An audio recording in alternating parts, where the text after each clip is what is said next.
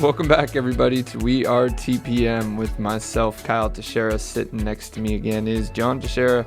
This week we are back to continue talking about things about property management. Things about property management. We're going to talk about technology and innovation in property management and how it affects landlords, stuff like that. So if you guys have any questions, want to get a topic out there, want to talk to us, maybe you need a property manager, give us a call, 817-818-9039. Shoot us an email at showmethemoney@wearetpm.com. John, let's get into it. What did we call this one? I just gave you a lot of different things. Technology and innovation. So we've been talking about the last couple of weeks. Like last week, we talked about cost concerns. We're really talking about pain points for landlords, pain points out there in the market for things with the reasons that they're looking for property managers, or maybe why a property manager would be beneficial to people with a portfolio. So we don't talk about that very often, but a couple podcasts ago, Kyle, we talked about why you don't want to manage properties yourself, right? With all the high level reasons why you don't. And so some of these following podcasts now are just a drill down of some of those points, and this is one of them, right? I'm trying to provide some data and insight. Yeah, exactly. We brushed over, having the tools and resources, as we called it. You can call that technology and innovation, but the average landlord that has 10 properties or less isn't going to be able to, it's not going to make sense for them to pay for these technologies and innovations. It's not quite necessary for that number of properties, and the expense that it's going to take just makes it inefficient and not really worth it. Well, yeah, because people discount the fact that when you're paying a management fee, the property manager doesn't just take that whole fee, right? Like there's people behind it, there's salaries behind it, there's systems behind it, there's costs that go into being a property manager. Right. And this is all kind of related. So the highest level is just property management software. This is just software to manage your rentals, your tenants, all this stuff. And just that simple difference where it's over 80% of professional managers use the software, which I was actually surprised. They use some software of any kind for just high level. It's not 100? No, yeah, it's. Wow. I mean, I'm sure it will in 10 years when. So there's still property managers out there using Excel spreadsheets and Word documents like I used to do. I guess you could still probably call that property management software, I guess. No, but it's less than 50 for self-managed. So that data point actually surprised me a little bit more, that it wasn't more of a difference. But what I've seen, I actually saw this yesterday in a community group that I'm in with property managers.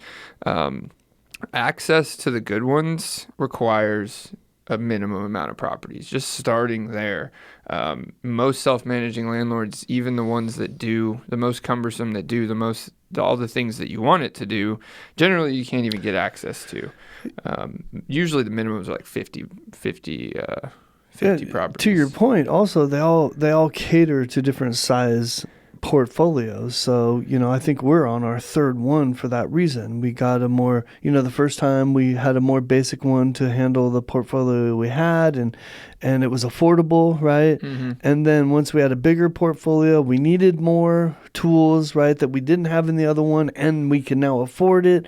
So we stepped it up to another one, and now we've got, I think we have the kind of the Mercedes of the whole thing, right? I think we have what is considered it's actually the most used. I don't know if it's the best, but it's definitely the most used one in the industry. And I'm not sure we can do any better than that. We could probably do different, but not better. But the point being, we worked into that as our portfolio grew.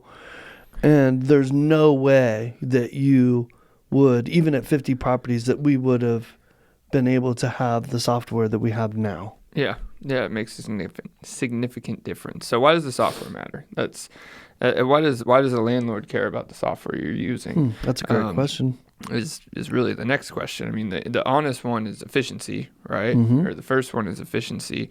Efficiency for the manager, the tenant, and the landlord, right? All people involved get automation benefits, time savings. This is I'll give you some data from the National Housing Council found that property managers using technology save up to 20 hours per week on administrative tasks, rent collection, maintenance requests, tenant communication, all of that stuff. So the next question you would ask is, why do you care, right? If you're paying a property manager, why does their internal efficiency matter? Well, it means they have more time to focus on the things on that your do property. matter. Yeah, the maintenance items or all of these pieces individually can get more attention versus getting behind. Well, if you drill down on one of those points, and you talked about rent collection as being one of the things that's more efficient, not only is it more efficient, but it's more efficient for the tenant. It's easier. They can pay quicker, easier with a lot more methods of payment, right? There's like 5 or 6 different ways they can pay us on their portal, and that only benefits owners to get their rent in a more timely manner. It does, and it in rent collection, a lot of it is pardon my French, but it's cutting out the BS, right? Mm-hmm. It's getting rid of the different things, different excuses that people can provide. If you have one method of payment, it's easy to make different excuses, right? Like, oh, well, I couldn't get to your bank, or I mailed that check. I don't know what happened to it, Now I can mail another one 10 days later and then tell you in 5 days, oh, well, the mail must have lost it again. We've had those conversations with people, and it's like, well, the problem isn't necessarily, the problem is twofold. It's your tenant and your collection method. You there could be a problem on your side because it's open to being taken advantage of. Yep. So you can mitigate that by having really excuse-proof payment methods. So this is actually from Appfolio, which is the system we use. They did a survey internally and reported that people who acquired their system versus not having it prior resulted in a 30% reduction in not only time spent on rent collection, but 30% increase in it says collection rates. So, that's a little general. That tells me is that it's getting them on time at a 30% higher rate. Mm-hmm. So the data supports this as well. Maintenance coordination as well, 25% reduction in time spent on maintenance coordination. So again, people ask, why does that matter? Tenant satisfaction and tenant retention, right? We talked about that last week, but it's tied very closely to what you just described, the maintenance coordination. And rent collection. Yeah, absolutely. I mean, having a set system in place for rent collection or for how people deal with, how your property manager is going to deal with rent collection is important because it's consistent. Well, consistency is the key. I want to point out that even our some of our late payers that are consistently late, I think even they appreciate the fact that we have a system in place, that they know how it's going to go, right? And it's consistent. Like every month when you're late, you're going to get this late fee or whatever it is, right? You're going to get this notice on this day, and so they know our system, and I think everyone appreciates that. They understand. Understanding the rules that you're living under, and it just makes life a little bit easier on people, even if they're not abiding by the rules. Yeah, if that makes sense. It's knowledge of your consequences too, right? So, yeah. And the technology assists the property manager, and this assists the homeowner. It assists all these things because the same technology is informing the landlord of what's going on, if it's been collected, when it's been collected, all that stuff. So, if you're self-managing, you probably don't get that benefit. Yep, you're right. How about financial reporting and accounting? Well, yeah, definitely. I mean, what financial reporting and accounting is going to be important to owners, right? It's important to owners. It's important to tenants. When there's a dispute on a tenant's account, what does the landlord that's just doing a ledger, on his notebook in his truck, how is he going to prove to a tenant what their ledger looks like, or you know what I'm saying? Like, it's harder. because you need that in cases of dispute, in right. cases of future, like we've had to go back and, 'cause people move out and they have collections. Those things can go on for years sometimes, and you got to go back and justify it 3 years later. Well, having a system to track and hold all that information is extremely important, where I've seen landlords who are like, I got screwed out of all this money, but I don't have all this justification. And like, even if you hire someone to go after it for you, you need documentation, you need ledgers, you need payments. If you never wrote the method of payment or had a scan of the check and stuff like that, you can have issues. So it's all very important. So, and tenant satisfaction wise, communication is a big part of it too. You can track communication or keep communication very streamlined. And then it's, well, we live in 2024, right? So this is from a National Housing Council report that approximately 75% of tenants prefer digital communication methods. So, well, they that's prefer text. That surprises me. Maybe it doesn't surprise me. I guess that maybe the percentage doesn't surprise me, but we insist on communicating by text message or email, like some kind of written form, right? And I tell everyone, we do a lot more now than we used to. Well, people like to, especially applicants, right? Because they're still trying to sell themselves on you. So people like to, oh, can you call me? Or they try to get you on the phone and have a conversation, explain things to you or whatever. And I always end my conversation with, I'm going to put the details of this conversation in a text message, and for future correspondence, it's easier and better for both of us if we communicate through that written correspondence so that we both can go back and review it if we need to, right? That's important for you as the tenant or the owner just as it is for me, so that we get it right and we all know where we stand and there are no question marks when it's in written form, unless you can't write English. You don't want to play the he said, she said game, right? Exactly. This is what you said on the phone. This is what they said on the phone. Now I'm talking to you. It happened to me yesterday. It happens every day. But it's funny when we're in our system and it happens over text, like, well, this person texted me this, and I'm like, well, what you don't know, or which you clearly don't realize, is that person's text and my text and your texts, they're all in the same feed on our end. I can see what they said to you, and this is what they said to you, and do you want me to read it back? Because it's not how you're describing it. And they're like, oh, yeah, okay, maybe I was wrong about that. So efficiency and effectiveness. Well, here's the other part about that, and maybe you're right. Maybe a self-managed person might not care about this as much, but we definitely do, and that is that in our communication, our entire team, we got 6 people on our team, they all can see it. So if all of a sudden you have an emergency and we're in the middle of dealing with something, anybody else on your team can pick that up and take it, and they can see what the communication's been, where it is, and they can take the baton and continue whatever needs to continue. And that's really important, especially when you're working with other people. If you're trying to do all this by yourself, it's just hard. And when you have somebody else, other people to rely on, it makes it easier, especially if you have these tools that we're talking about. Yeah, because, it's convenience for the tenants, too. This is important. Just to have access to the knowledge, right? Like that alone can mitigate a whole bunch of your time and save a whole bunch of time. They have an online portal where they can go get their lease. They can see their payments. They can see what they paid for. If they thought they made last month's payment and they didn't, they can see that, right? If they thought they had different terms in their lease than they do, they can see that. They can check those things. So I think that's just more important, especially for even a landlord to have that, because otherwise you're answering those questions, you're getting contact, and it's maybe not all written. So, but that helps tenant retention. Tenants like, especially nowadays in the world of technology and innovation, they like having ease of access. They want to be able to not have to communicate with their property manager if they don't have to, right? They can. Or I think to your point, and to your stat that you pointed out, 75% of people would prefer to text.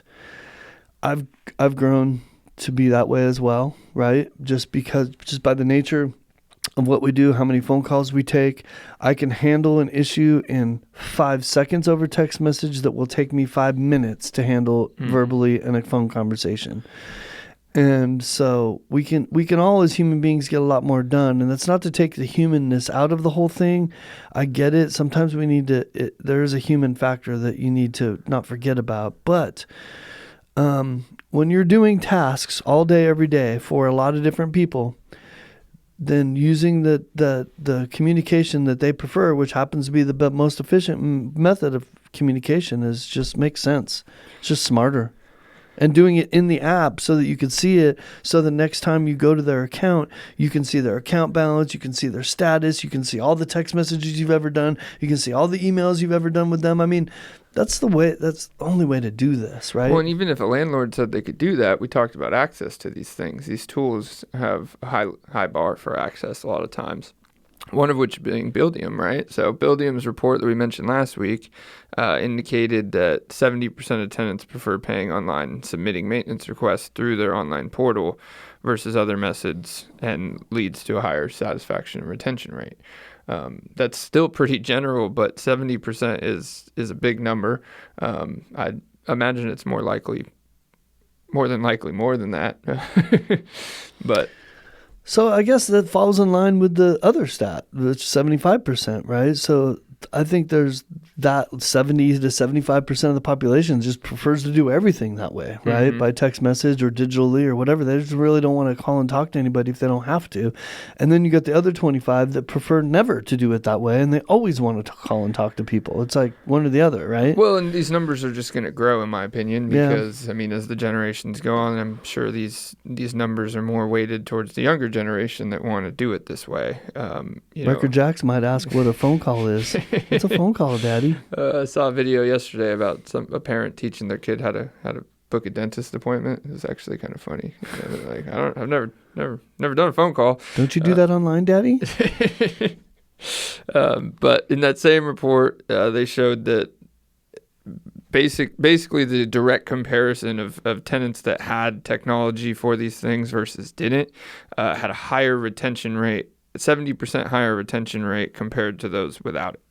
And that's significant. Even if you get, say, 2, 3 out of 10 tenants that stay for an extra year or two because they like your systems, that there's a huge cost benefit to that. Yeah, and that falls in line with that stat, right? You're absolutely 100% right. Like people leave homes for lots of reasons, but one of the biggest ones is they're unhappy with the management. They're unhappy because they don't trust the landlord to do maintenance, to account for their money correctly. There's usually a lack of trust somewhere. And when you can get past and build a bridge to create that trust in every aspect of that management process, from rent collections to maintenance and to financial reporting and all of those things, then it's comfortable, and they don't want to leave that. It's when they know that they might go to a more uncomfortable situation where, once again, the landlord doesn't care about me. He's going to let the roof fall in. I mean, Yeah, when in our markets, every rental pretty much is different. So they're kind of throwing a dart to see what kind of experience they get, even if it's professionally managed sometimes. So I think that is an interesting point, if nothing else. But higher rents. So we talked about this last week, so we won't dive too far into it, but just getting higher rents because they want to stick with you and get retention, and you get to, not gouge them, but, keep things up to market rent is easier through these systems. Well, why? In the technology and innovation scheme of things, I mean, the reason being is because we have more tools. And the tools that we're talking about incorporate rental comps that others don't have. Other realtors don't have them. Other property managers that have the same system would have them, but that's about it. Most people are getting their rental comps, which is how they determine their value, from active listings on ZillowRealtor.com, Trulia, and other sites, right? That's how they're getting them. And that's a horrible way to figure out where you should be pricing your home. And so we get more information. It's not that you can't get that. You can get rental comps from a realtor or from the MLS, but we have access to even more information because everybody that uses a system, all of their data is in the system. Mm-hmm. Yep. And, it's all good, right? I had something to say, but I forgot about that. I don't know if it's all good or not, but it's definitely more data. So the more data, the better. Yeah. So, I mean, and not to draw it back to retention, but at the end of the day, these things all lead to higher tenant retention, and tenant retention leads to more income, right? So, and drawing that into a case study, we did pull up a case study. It was a mid-size, I think it was about 300 properties in California. They did a direct test of implementing property management software and advanced technology across the entire portfolio all at once. And over 2 years, the company reported a 15% NOI, net operating income increase on the rental properties, so directly passed through to their owners, just by having these tools in place for reduced maintenance costs, lower vacancy rates, stuff like that. Because again, getting back to retention, we've seen landlords who lost tenants over, just for not having a system. Say they move in and, the threshold on the front door needed to be replaced and is letting air in and leading to high electricity bills. And they told the landlord about it right after they moved in. It got lost in the shuffle. And then 10, 11 months later when the lease comes to renew, they're like, well, I'm moving out because you never fixed this threshold, right? Those tiny things that they stared at for a whole year can really lead to them leaving. Well, and also having these technologies allows you to use a good system and get into a routine, right? To use them on a regular basis. So when you learn the system, you embrace it, then you get into a routine to do all the things that you just said, right? To be able to do all those things efficiently and be a better manager of your properties, or, if you're a property manager of other people's properties. So, like, for instance, you and I, we have routines, right? We have daily routines of things that we are responsible for regarding our property management business. And I go through those routines every day. There's never a day that, unless maybe I take a week vacation, there still probably isn't. There's never a day that I'm not going to be able to tell you how many renewals I'm waiting to get signed, or how many are out there that are waiting for an inspection to be done, or, you know what I mean? Like, Hallie can tell you exactly how many collection accounts we have on any given day. I mean, we all have our tasks that allow us to get into a daily routine that makes us better, right? That gives us, it makes us better as a team. Well, and then taking it back to the landlord, who cares about the things that are in this system, right? So having a system of reporting properly for taxes, having things coded properly for taxes, those matter to the landlord, because even if you do have a professional manager, you need that once a year to make sure that you're not only paying proper tax on your rentals, but also getting the proper tax deductions, getting write-offs for the repairs and all that stuff. So it's not just monthly reporting, it's yearly reporting, and all this stuff is backed up by historical data. So.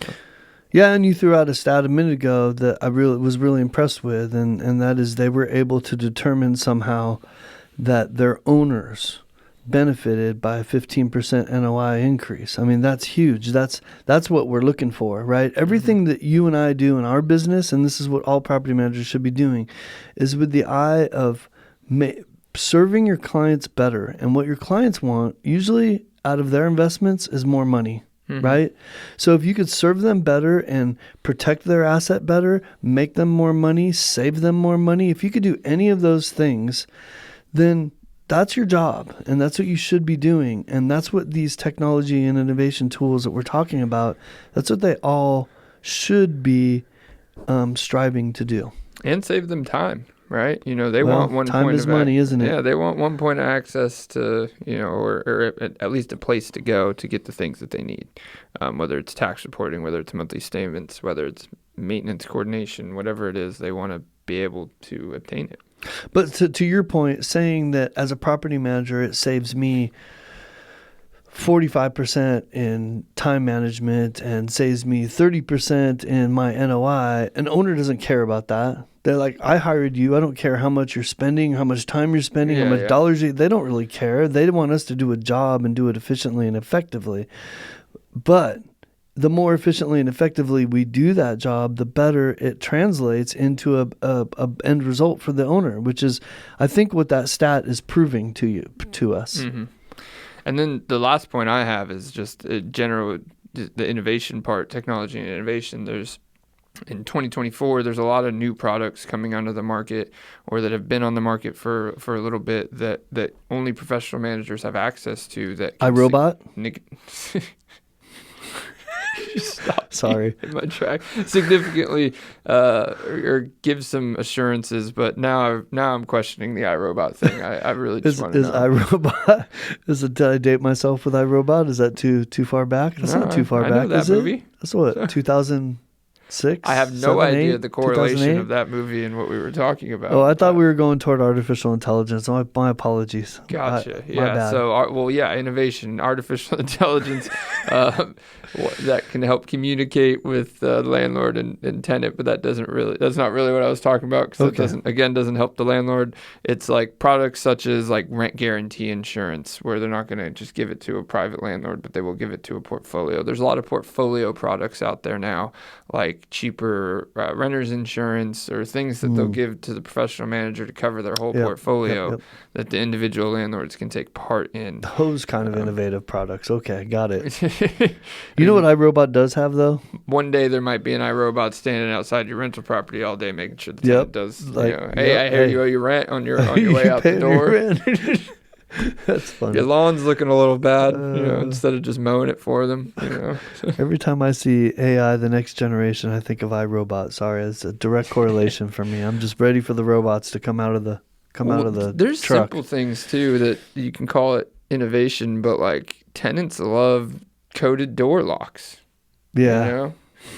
Just not having to use a key but they're in a rental, so they're not allowed to change the locks. But that's something that a lot of professional managers, we do this. We provide those by default on the front door because that's the easiest way to retain a tenant. Because people think that's a small thing. I'm like, no, it matters to them to have that convenience. Anything you can make more convenient without costing you a ton of money is a pro. So. Yeah, I don't know how long I've had mine on my door, but you know what? Ever since I have, I don't think I have a key to my house. Well, it's just like the you don't live in a rental property, but if you do, don't lock that internal deadbolt, right? It's like the people who rely on the garage door to get in and out of the house, and then the power goes out, and they're like, well, we literally had that happen recently, and somebody had to spend time away from their home for like, I don't know, 24 hours or something. They had to go find some place to stay for the night till the power came back on. Well, I mean, just don't lock the internet. It was made for when you're there, right? So we're getting sidetracked a little bit. iRobot has better listening skills than I do, by the way. Yeah, that's where I was going with. Well, I mean, when iRobot is when you have the opportunity to hire iRobot as a professional manager, we might have a different podcast topic. So yeah.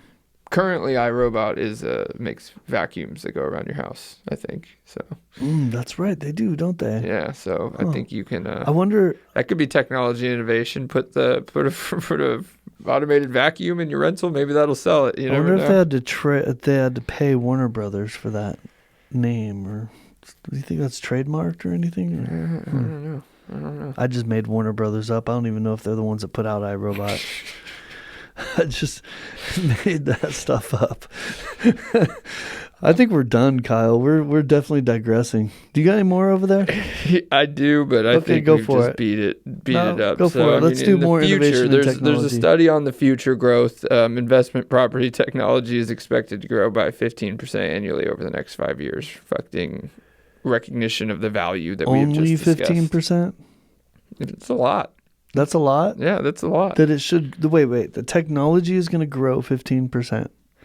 No. The investment in it. So the use of it. Oh. The adoption of it will grow 15%. I feel like it'll probably be more than that. But if it's already at 80 for professional Well, managers, if we talked about trying to get United States more like Australia and flip-flop the 20-80, the 80-20 rule and get it to 80% managed, then it'll definitely be 15% at least, right?